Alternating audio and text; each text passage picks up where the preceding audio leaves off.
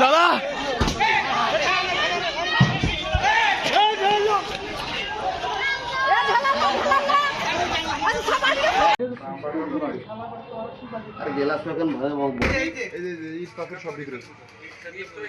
গেলাস দুইটা ভালো আছে, এই দুইটাই নামা ছিল, ওই দুইটাই বাঁচি।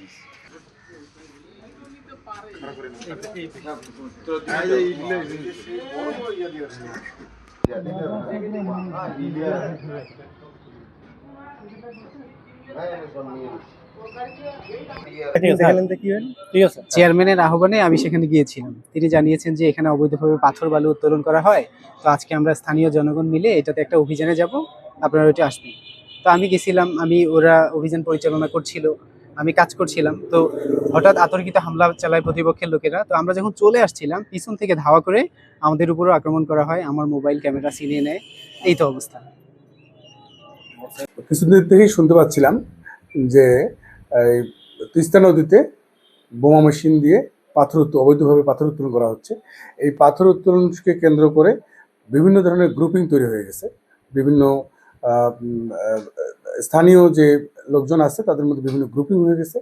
এই গ্রুপিং এবং আমাদের যে সমন্বিত অভিযান, বিশেষ করে সেনাবাহিনী বিজিবি এবং পুলিশের সমন্বয়ে আমাদের ইউনো মহোদয়ের নেতৃত্বে আমরা বেশ কয়েকবার অভিযান পরিচালনা করেছি এবং আমরা পুলিশও বিভিন্ন ধরনের অভিযান পরিচালনা করে, ইভেন গতকালও আমরা মামলা দিয়েছি পাথর উত্তোলন সংক্রান্তে। এর আগেও বেশ কয়েকটি মামলা হয়েছে, আমাদের অভিযান অব্যাহত রয়েছে।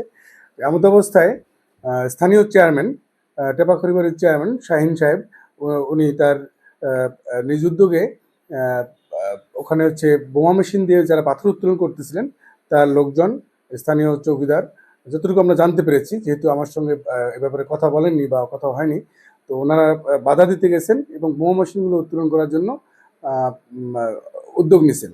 তো এই উদ্যোগের প্রেক্ষিতে যারা এই অবৈধভাবে পাথর উত্তোলন করছেন সেই পক্ষটা আমার চেয়ারম্যানকে আক্রমণ করছে। এই তথ্য পাওয়ার পর আমাদের পুলিশ যখন সেখানে তাকে উদ্ধার করার জন্য যায় এবং যারা এই বিবাদমান পরিস্থিতিকে শান্ত করার জন্য যায়, তখন যে একটা পক্ষ যারা উত্তেজিত হয়েছে, চেয়ারম্যান কেন মায়ের খেলো এই কারণে তারা পুলিশের গাড়ির উপর আক্রান্ত করে এবং এতে দুজন পুলিশ আহত হয়। তারা বর্তমানে মেডিকেলে চিকিৎসাধীন রয়েছে এবং আমাদের যে থানার যে পিক আপ ভ্যানটি ভাঙচুর করে স্থানীয় জনগণের সহায়তায় পুলিশ সেখান থেকে নিরাপদে ফিরে আসতে সক্ষম হয়। আমাদের এই ঘটনায় আমরা ঊর্ধ্বতন কর্তৃপক্ষকে বিষয়টি অবহিত করেছি যে একটি সিন্ডিকেট, বিশেষ করে পাথর উত্তোলনকারী, তারা সবসময় বলে আসছে দীর্ঘদিন থেকে তারা অবহেলিত, উপেক্ষিত, যার ফলে তাদের এখন সুসময় এসছে।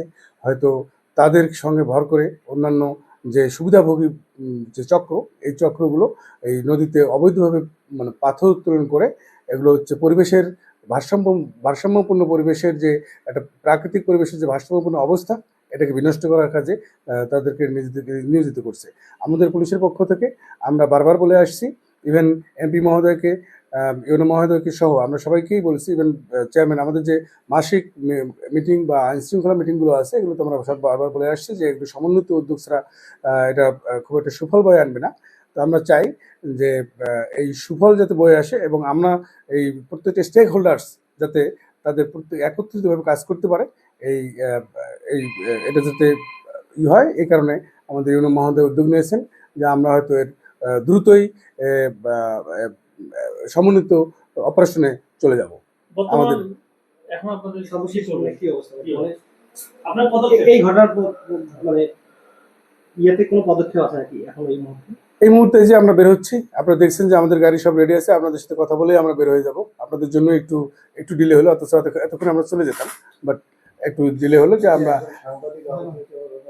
আমরা শুনেছি যে এরকম একজন যারা সংবাদকর্মী মাঠে যারা কাজ করছেন, তারা একটা ক্যামেরা এবং মোবাইল সম্ভবত ওখানে যারা আক্রমণকারী মধ্যে যে কেউ উনি চিনতে পারেনি, আমাদেরকে বলছেন যে ওরা চিনতে পারেনি কারা নিয়েছেন।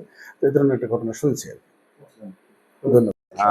কিছু দুষ্কৃতিকারী আমাদের তিস্তা নদীতে অবৈধ বোমা মেশিন বসিয়ে তারা পাথর উত্তোলন করছিল। আমাদের স্থানীয় যে তেলিবাজার এলাকার যে স্থানীয় জনগণ, আমাদের ইউনিয়ন পরিষদের চেয়ারম্যান, গ্রাম পুলিশ সহ সেই দুষ্কৃতিকারীদের পাথর উত্তোলনকালে তাদের সে বাধা প্রদান করতে গেলে সেই দুষ্কৃতিকারীরা অতর্কিতভাবে আমাদের ইউনিয়ন পরিষদের চেয়ারম্যান, আমাদের গ্রাম পুলিশ এবং স্থানীয় জনগণের উপরে হামলা চালায়। সেই হামলায় আমাদের ইউনিয়ন পরিষদের চেয়ারম্যান, আমাদের কয়েকজন গ্রাম পুলিশ এবং কয়েকজন স্থানীয় জনগণও আহত হয়। পরবর্তী তাৎক্ষণিকভাবে তাদেরকে আমাদের স্থানীয় ডিমলা স্বাস্থ্য কমপ্লেক্সে চিকিৎসার পরে উন্নতর চিকিৎসার জন্য রংপুর মেডিকেল প্রেরণ করা আছে। সর্বশেষ খবর মতো তারা ভালো আছে। বর্তমানে উপজেলা আইন শৃঙ্খলা পরিস্থিতি স্বাভাবিক রয়েছে। আমরা খুব দ্রুত সময়ের মধ্যে এই অবৈধভাবে যারা তিস্তা, আপনারা সকলেই জানেন যে উপজেলা প্রশাসন শুরু থেকেই এই অবৈধভাবে পাথর উত্তোলনের বিরুদ্ধে অনেকগুলো মোবাইল কোর্ট পরিচালিত হয়েছে। রিসেন্টলি আমাদের টাস্কফোর্সে একটি অভিযান পরিচালিত হয়েছে। আজকের যে ঘটনাটি ঘটলো, যারা এই ঘটনার সাথে জড়িত তাদেরকে তাৎক্ষণিকভাবে আইনের আওতায় নিয়ে এসে দৃষ্টান্তমূলক শাস্তির ব্যবস্থা করা হবে। পাথর উত্তোলন বন্ধের জন্য আপনাদের কোনো কঠোর পদক্ষেপ আছে? অবশ্যই আমাদের ইতিমধ্যে আমাদের বিজিবি, আমাদের সেনাবাহিনী, পুলিশ, উপজেলা প্রশাসন সহ আমাদের খুব দ্রুত সময়ের মধ্যে আরেকটি টাস্কফোর্স অভিযানের সময় নির্ধারণ করা হয়েছে। আমাদের এই টাস্কফোর্সের অভিযানে ইনশাল্লাহ আমাদের যতগুলো অবৈধ মেশিন আছে সবগুলো মেশিন জব্দ করে তাদেরকে শাস্তির আওতায় নিয়ে আসা হবে।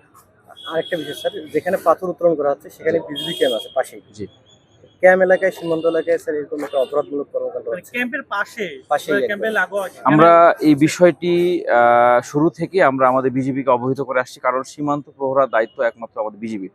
এর সাথে আমাদের উপজেলা পুলিশ আছে, আমরা উপজেলা প্রশাসন। যে কোনো অপরাধ দমন করার জন্য আমরা তাৎক্ষণিকভাবে ব্যবস্থা নিই, বিজিবি আমাদের সহযোগিতা করে। কিন্তু আপনাদের যে কথাটি যে আমরা তাদের ক্যাম্পের পাশে, এটি আমাদের রংপুরের যে ওনাদের যে আমাদের সিও স্যার আছেন এবং ওনাদের টুআইসি মহোদয়কে আমি বিষয়টা অবগত করেছি। ওনারাও এই যে ঘটনাটি ঘটেছে তারাও এই বিষয়ে তারা ব্যবস্থা গ্রহণ করবেন, তারা এই মর্মে আমাকে আশ্বস্ত করেছে। এখানে অনেকেই বলে যে বিজেপি সংশ্লিষ্টতা আছে।